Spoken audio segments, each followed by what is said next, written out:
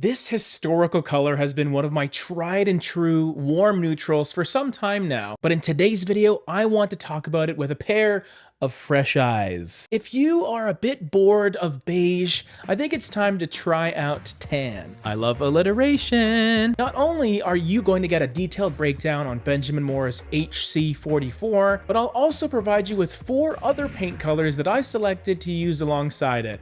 By the end of this video, you'll have a full-on 5-color palette that you can use inside your home today. And you'll see why I really like these colors all together, because they take Lennox Tan and just update it a little bit. So whenever you're looking at a paint color and you're trying to decide whether or not it's right for you, I always recommend visiting the company's website to gather some information first. And today's sponsor, Benjamin Moore, has recently given their website a wonderful update. And something I wanted to bring your attention to is this awesome new digital color experience on the Benjamin Moore website. You can use it for Lennox Tan or any of the other 3,500 Benjamin Moore paint colors. What's amazing is it allows you to see your paint colors in different lighting conditions, such as morning, afternoon, ambient, and night. The new site is super user-friendly. Check it out when you get a minute. I'll leave a link in the description for you. And now that we're on the website and you've played around with all the different lighting settings, you need to check out the LRV, or the light reflectance value of this color, which we can see is 43.14. This tells us the percentage of light that Lennox Tan reflects on a scale from 0 to 100. And being in the low 40s, that makes it a mid-tone paint color. I talk a lot about mid-tones as being great, versatile colors that suit both interior walls and exterior bodies of homes because they have a noticeable amount of depth rather than a more subtle off-white, for example. Even though this video is in the context of interior use mainly, I will touch on Lennox Tan being a solid exterior color as well. I've seen it used extensively as a main color. It also works well on garage doors and things like that, where you want something that ties into your main body color, but perhaps you want something just a bit lighter or darker. The great thing about being a mid-tone is you're right in the middle. So if your house is darker or lighter, you'll have that nice contrast. So what you really need to know about Lennox Tan as a color is that it feels like a deepened tone of beige. That can also be defined as a pale brown with some gray added in.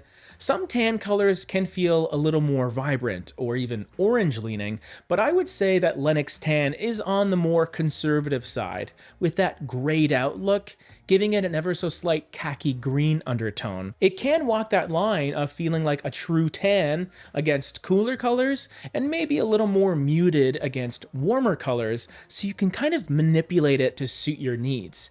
Now, I don't want to spoil the color pairings too much, but you will notice that I lean into some of those cooler colors to accentuate the warmth in Lennox Tan a little bit. Let's get into our first color pairing, which is not very cool, but I find it really cool, if you know what I mean.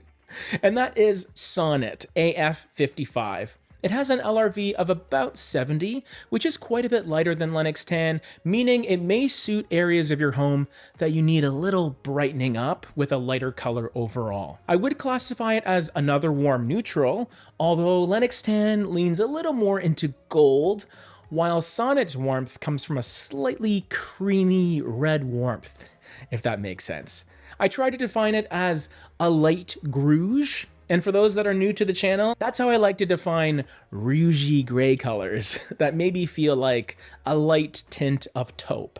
It's not so much golden yellow beige, it's more of a grounded, warm red taupe, but on the much lighter side of things, of course. What you'll get with these two is a pretty cool interaction because the bit of gold in Lennox Tan will be accentuated by that slight peachiness in Sonnet, which will have the two colors feeling adjacent to one another, where they're in the same wheelhouse, but they do have their own distinct personalities as well. Depending on your lighting and your flooring, and basically everything else in your home, either one of these colors would suit going throughout the entire house if you wanted to.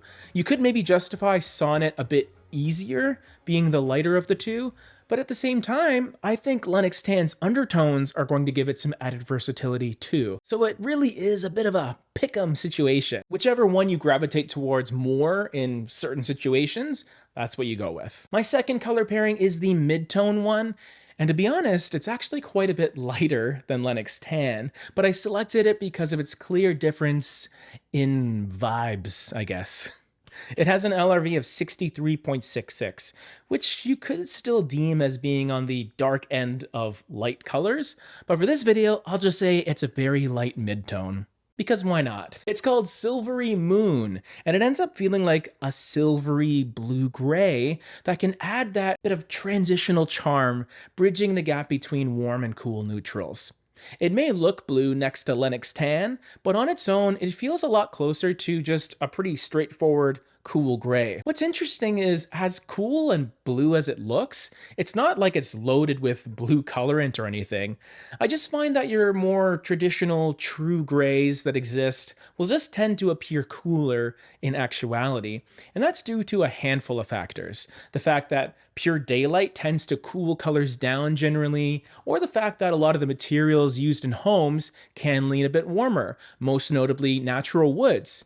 At any rate though, Silvery Moon will just cut through the warmth in a really sleek and contemporary way. And while it's easy to default this as the bathroom or maybe a bedroom color, try experimenting with it a bit, using it in those more open areas like kitchens and family rooms, even the hallway if you're feeling up to it. Why not? The next paint color pairing is the dark color, and I absolutely love this choice. Not to brag or anything, I did come up with these myself. It's what really modernizes the palette by introducing a muted shade of green.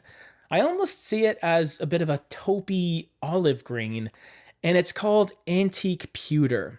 I love Benjamin Moore's description of it on their website. Reminiscent of a rich patina, this green hue is grounded by a touch of gray. I think if I were to pick any of these color pairings for a bedroom, this would be the one. It's capitalizing on the popularity of gray-leaning greens that are really coming out as of late, and no matter whether you pair it with Silvery Moon for a bit of a cooler combo, or with Sonnet to bring forth that subtle pinkiness in it a bit more, they're going to look great. My favorite pairing though is Antique Pewter and Lennox Tan, the color of the video, because you can really see that beautiful rich gold coming through when they're next to one another. And if you need a white paint color to tie it all together, I would stick with Steam AF15. What I like about it is it's soft with just enough warmth to prevent it from feeling too creamy or yellowy. The more yellow you go with your white paint color, the more traditional it might start to feel, which is a different aesthetic altogether that can easily work. But I wanted something that was just a touch more contemporary today. That light color pairing we talked about earlier, Sonnet, we have some other color pairings for it right over here in this video. Check it out if you want to add even more colors to your palette.